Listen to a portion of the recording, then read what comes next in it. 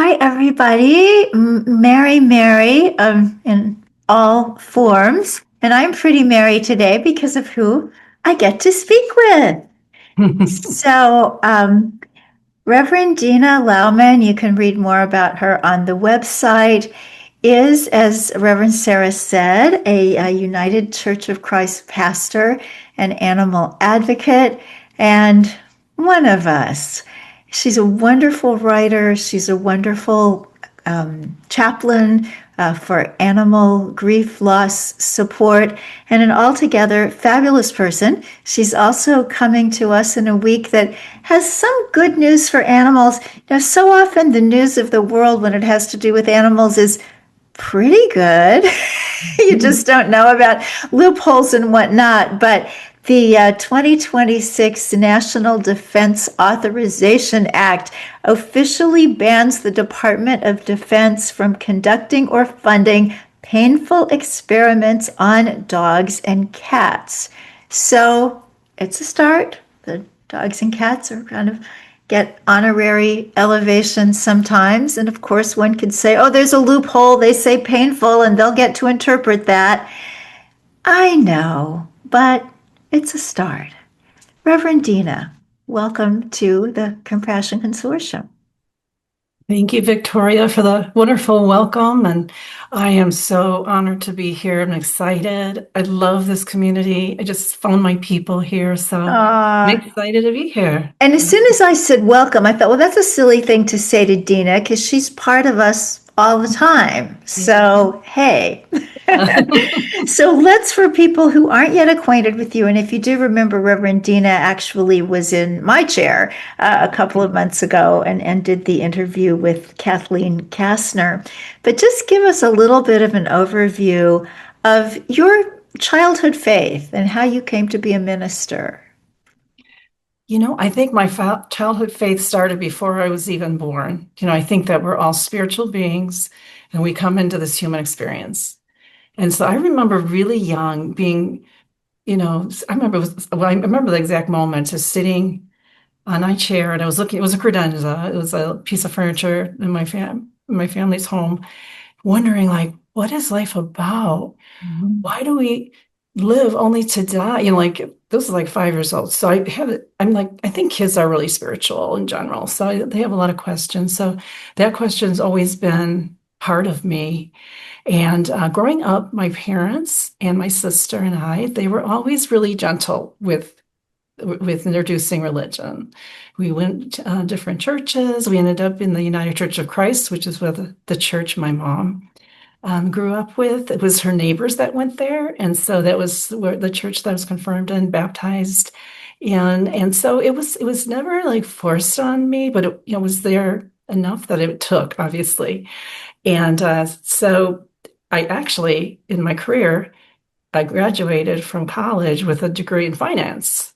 And so I spent 15 years as a bank examiner. And so at some point during that 15, I mean, I loved what I did, was the comptroller of the currency. I'm very thankful for what I learned. Great people, they were great to us.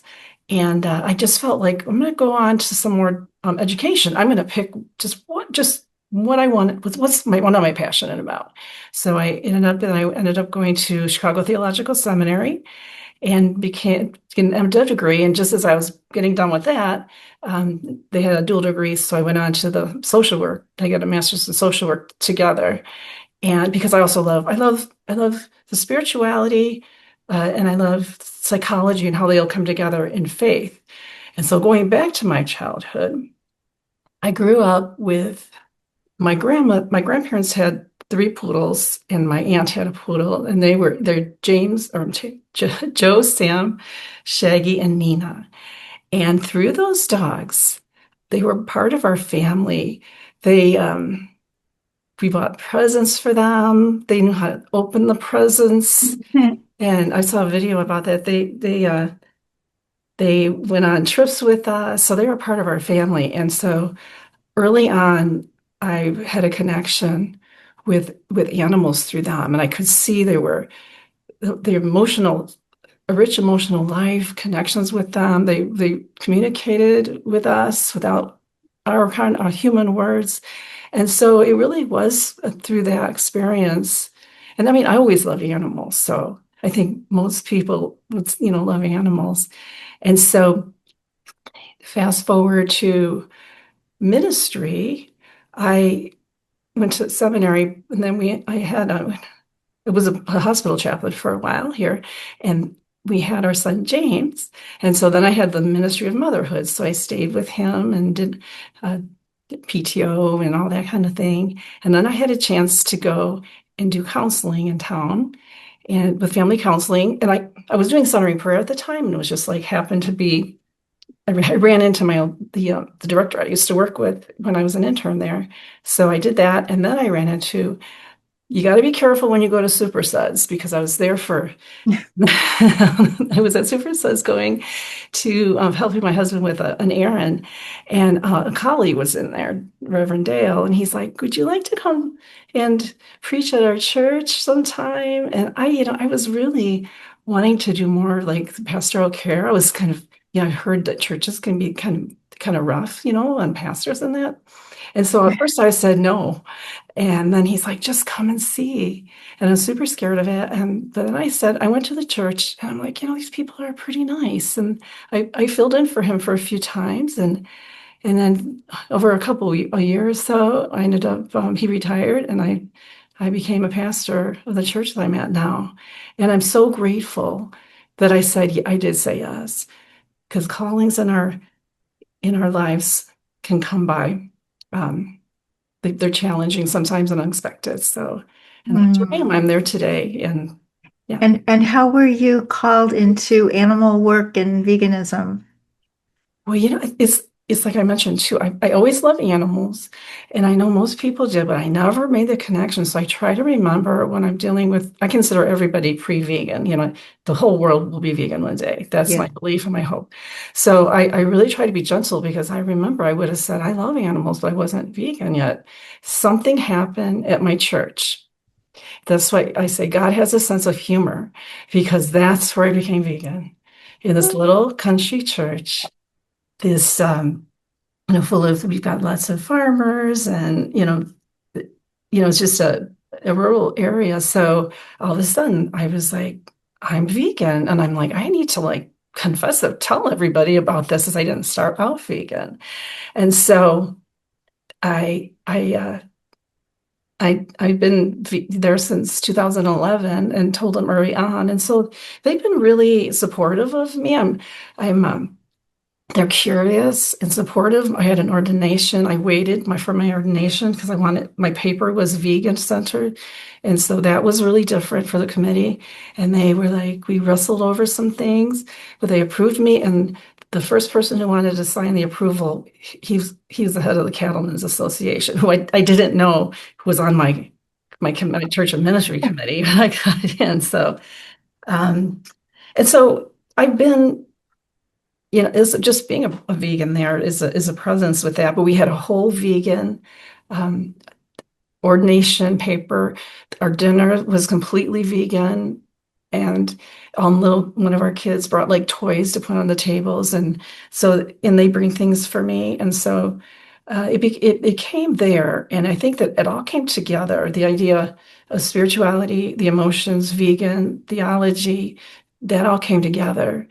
And I yes, so it was just, kind of just happened. But I have a feeling it was just after that calling, I'm at the church, and all of a sudden, like I became vegan. So yeah.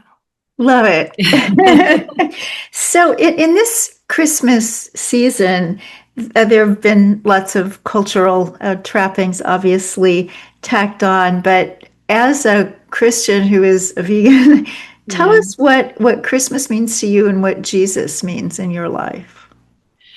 Well, I'll tell you, the whole reason I'm a pastor is because I love Jesus. I love him. I fell in love with him, especially in seminary. Seminary had a way of presenting faith in the Bible in such a way that I was like, we need to bring this to the church, scriptures and just getting to know him and who he is. And so for me, even like the Santa Claus and the cultural stuff, I feel like it is still a reflection of the faith and of Jesus because, well, does Santa Claus do?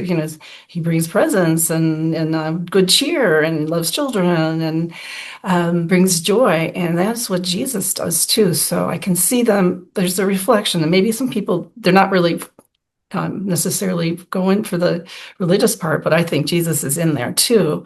And so he, Christmas shows us in such a beautiful way what God values and who God values. God values closeness, vulnerability, enfleshment, embodiment. Our bodies are so important. And God could have had, come in and, with armies or things like that, but God, he comes in as a baby.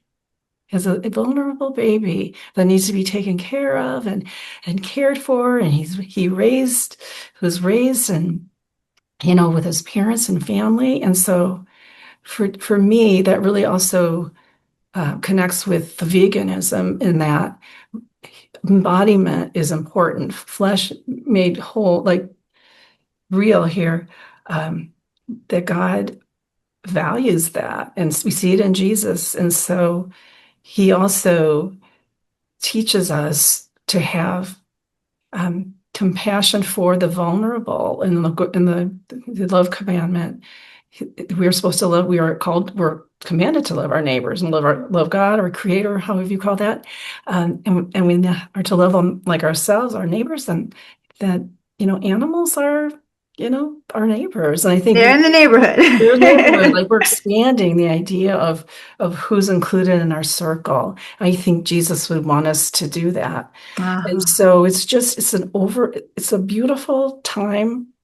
And it's also, I think it totally connects with veganism and my love for Jesus and his love for us and how he came here as a person. And so I think that shows you know, we don't have to always be thinking about just spiritual things, that we're human bodies and he's an actual person. And he was always caring for the vulnerable. He was telling us to love everyone. And he just said love. That's all, Mm. it's like the easy and hard to love, Yes. like everyone too. So, That's yeah. beautiful. So, Dina, on Thursday, Christians will be celebrating the birth of Jesus, but I want to ask you about something that is said to have taken place much closer to his death. And probably a lot of people who are in this room saw the documentary Cowspiracy, which suggests that in the temple in Jerusalem, when the money was being changed for the animal sacrifice, that was the one time we know that Jesus got really angry and he turned over the tables. And those of us who went to Sunday school or whatever were taught that that was because he was opposed to the money changing and said, we don't want to make my father's house a den of thieves. But in that documentary, and some other people have also hypothesized that maybe it wasn't so much about the money as it was about the animals. Where do you come down on all that? Well, first of all, I really like to point out that he had every emotion. We talked in church today. He was embodied, he had a human experience. And sometimes we think of him as so meek and mild, which he was, but he also got angry. And he was really angry that was going on there. And we saw the movie we've got a group of vegans here in town, and we all remember going to see the movie, The Conspiracy. And, I guess when I think about the movie, I'm feeling humility over it because there's a lot of debate. Scholars are debating, about what it actually means. But what's important, I think, what I take away from the movie is not approving one interpretation or the other, but kind of looking where Jesus where he always moved toward. He always moved toward love and inclusion. He was fighting systems of injustice and suffering and bodies being used and abused. And he was against violence that was being normalized that was in the church, in their temple. And so in the name of religion. And so, whether it was money or animals or both, he's clearly saying that God doesn't want the violence. And I fully believe that's a possibility that maybe it's all of it. that he was fighting the um, the idea of the injustice and the animal sacrifices, and also just the money involved in that, and just the whole scene when you think about how awful that is. So I think for me, he's saying, whenever he had a choice between a ritual or mercy, he picked mercy. If he had compassion versus tradition, he picked compassion time and time again. And so I look more like at what he would have been saying in general. And so there's an ethical statement there for sure. And anything, I think what he's saying is anything that's causing suffering, he's against. He's stopped. And even when he talks about all of his ways of how we are to confront evil, he always uses nonviolence. Although he was showing anger that wasn't violent, really. So, but a nonviolent resistance to suffering, and especially when something is supposedly speaking for God. And so, Mhm. Yeah. that I'm all for that. I mean, I kind of at the beginning of wanting to study that too, like to go and see that again and think about it more, and what people are saying about that movie and what it's saying about the temple cleansing. Well, fascinating. And I have one more question. It's just, I always feel like this time is so Oh, short. how much time? But, a lot of people, perhaps they practice Christianity, but a lot of the people around them don't understand their veganism or their animal rights sensibilities. Mhm. And then there are other people who aren't Christian and they just have a hard time with Christians in general, whether Right. it's veganism, whether it's just, okay, you do you, why can't I do me? Yeah. I think there are Yeah. certainly in this country now, I think some people, maybe they want to follow Jesus, but they hesitate to call themselves Christian because they Mhm. don't want people to think they're going to be pushy. What do you do with all that? I think there's a lot of parallels between veganism and Christianity too, in some ways, and what happens in the world in terms of people, how you approach people. And so sometimes it's there's a lot of variations, like out huge, and people that call themselves Christians, and some of the more popular ways in our culture and society are not, I don't think, very Jesus. Following Jesus' love commandment. And so sometimes I'm like, I'm not that kind of Christian. And so it's like my Christianity summed up is Jesus. In his commandment, he says, he's asked, what is the most important commandment? Because there's like 600 of them in the Old Testament, 10 2 that we know the 10 commandments. He says, love your neighbor, love God and love your neighbor as yourself. And you love God by loving your neighbor, and you love yourself too. He includes that. So when you're talking about love, that's how I approach, being Christian and vegan. And I'll tell you, it's taken time to kind of mellow into that though. Like, especially being vegan, I was more like, maybe argumentative about it, but now it's I think it's not like I know that you just, Jesus invited people, come and see. And I think we can do that with veganism too. Just come and see, and show what it looks like. Be joyful to live that way. And I also, let people come to me a little more. They know I'm vegan and Christian, and I'm, if I and I'm just showing to show love and connection and relationship and conversation, and not being confrontative, because nobody likes that. Nobody wants to be told what to do. So it was more of an invitation and how I strive to live my life, and loving people, and trying and remembering I was where I was different times in my life because I wasn't always vegan. And as a Christian, we're called to love, and to follow him. That's what Jesus said. They're going to know you're my follower by how you love. That's it. How you love. And it's going to be looking different because how you love in the grocery store, how you love at work, how you love every part of your life. And it's not always easy.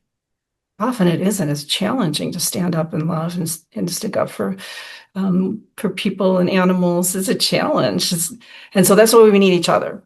That's why we need our group, the Compassion Consortium, one another, because it can be really isolating and lonely sometimes. So to be together and share with others and understand that, gives us energy and ability to keep going and sharing. And Mm. You just got a love symbol. Did you see oh, that? thank you. I love that. Thank you, Jeanette. I appreciate it. So finally, I think we have one more minute. You have been part of the Compassion Consortium almost from the minute you founded. So just give us a word about your relationship with the CC. I found my people. I'm sharing about this wherever I can. It was just so beautiful. And I've never seen anything like this before. And so I just, from the beginning through the whole service, discussions afterward, it's just, I want to get the word out about that too, from the devotions. And it's a peaceful, encouraging island of peace. Ah, It helps fuel me to keep going and share. I'm sharing as much as I can to let people know about it and be part of this. And I'm so thankful to be part of the ah, Consortium. Yeah. that's so lovely. Thank you for being part of it. You. And now, bless you. Happy Christmas. Thank you.